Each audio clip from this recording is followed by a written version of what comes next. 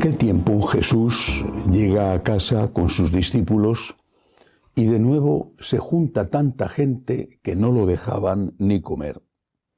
Al enterarse su familia, vinieron a llevárselo porque se decía que estaba fuera de sí.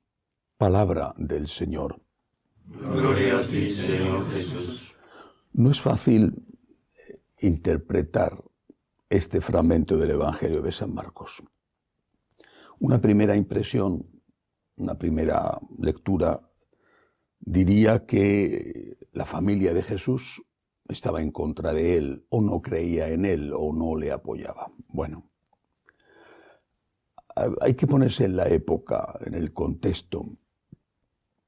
Si Jesús recibía algún tipo de ataque, como de hecho ocurrió cuando le mataron, cabía la posibilidad, debido a cómo era la época, que la familia también recibiera ese ataque. Que no solamente acabaran con él o con sus discípulos, sino que acabaran también con su familia. Por lo tanto, es probable que una parte de esa familia estuviera alarmada, no solamente no creyera en Jesús, en su divinidad, sino que estuviera alarmada por las consecuencias. Hay que recordar que otra parte de la familia eran apóstoles de Cristo, es decir, Santiago el Menor, conocido como Santiago el Menor, que después fue obispo de Jerusalén, era primo hermano de nuestro Señor, y seguramente algún otro más. Así que la familia estaba dividida. Bueno, la Virgen María siempre estuvo al lado de Jesús, pero la Virgen María en este momento ya era viuda. Es probable, creo que se deduce de una primera lectura de este texto, que un sector de la familia de Jesús no creyera en él y estaba preocupado por lo que pudiera ocurrirles a ellos si había un ataque contra Cristo. Seguramente la frase que Jesús tuvo que oír muchas veces de boca de esos familiares fue: no te metas en líos, no te compliques la vida, no, cosas parecidas, ¿no? Al final había una preocupación por él y una preocupación por las consecuencias que podría tener. Bueno, esta es una primera lectura, puede haber otra, y es que la familia estuviera preocupada no por lo que a ellos les pudiera pasar, sino por lo que le estaba pasando a Jesús. No le dejaban ni comer. Es decir, este hombre al que queremos y en el cual creemos está pasándolo mal, está siendo desbordado por su éxito, al margen de que todos eran conscientes de que crecía la hostilidad por parte de la jerarquía de la religión judía y por parte de los influyentes fariseos, una hostilidad contra Cristo que iba en aumento. Es que los hechos, en medio de este éxito, porque es un momento de éxito, no le dejaban ni comer, los hechos decían que Jesús estaba poniendo en peligro su vida, no por los ataques que pudieran venir, sino porque no le dejaban ni comer, no tenía tiempo de dormir, estaba siendo acosado. Es decir, pudiera ser, por lo tanto, que el interés de su familia fuera totalmente legítimo. Estaban preocupados por él. Mira, así no puedes seguir, estás acabando con tu vida, estás trabajando en exceso, te estás agotando, no, esto no puede ser, vas de sitio en sitio, no descansas, no comes, la gente te estruja, no puede ser. Por lo tanto, creo que hay dos lecturas de este texto, ¿no? Bueno,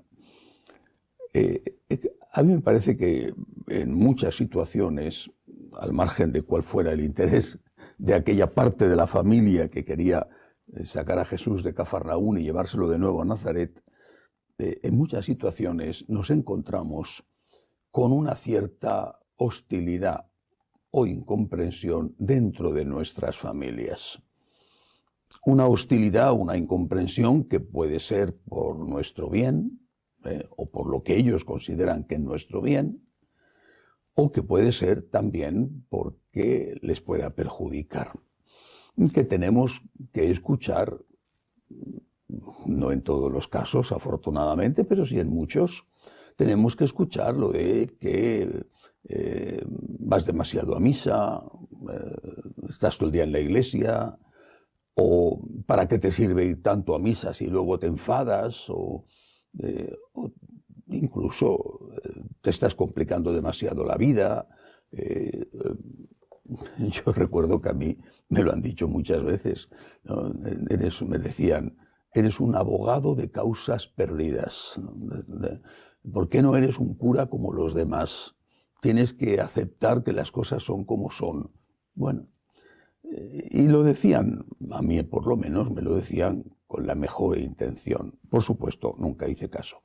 Pero no me molestaba porque sabía que la intención con que me lo decían era buena. Estaban pensando en mi bien, preocupado por mí. ¿Qué es lo que tenemos que hacer? Pues tenemos que hacer la voluntad de Dios. Hay que recordar aquel momento extraño también, en que nuestro Señor, siendo un adolescente, se quedó en el templo de Jerusalén mientras sus padres, José y María, regresaban a Nazaret. Y cuando se dieron cuenta y echaron en falta, fueron a buscarle. Al final, después de 2 días de preocupación, le encontraron en el templo y la Virgen le preguntó que por qué les había hecho eso. Jesús le contesta a la Santísima Virgen: ¿acaso no sabíais que yo debía estar atareado, preocupado en las cosas de mi Padre? Creo que eso es lo que nosotros tenemos que tener siempre en primer lugar. Tenemos que estar preocupados, atareados, dedicados a las cosas de nuestro Padre, que es Dios celestial.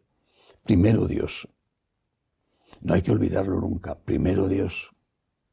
El que ama a su padre o a su madre, a su mujer o a sus hijos, más que a mí, no es digno de mí, dijo Jesús. Primero Dios. Este primero Dios no significa que no tengamos que preocuparnos por nuestra familia o por nuestras obligaciones profesionales o por nuestra salud, porque incluso en el trabajo de la evangelización, la salud también tiene que ocupar un puesto. De lo contrario, ese evangelizador que se ha entregado sin prudencia, pues puede terminar rápidamente, en poco tiempo, agotado físicamente o agotado desde el punto de vista psíquico. Puede tener un estrés, un agotamiento que le impide seguir trabajando. La prudencia es una virtud que hay que practicar y que equilibra a las otras virtudes. Pero primero Dios, no hay que olvidarlo. Y ese primero Dios a veces implica aceptar las críticas de los nuestros que no nos entienden. Pidámosle al Señor que nos ayude. Que así sea.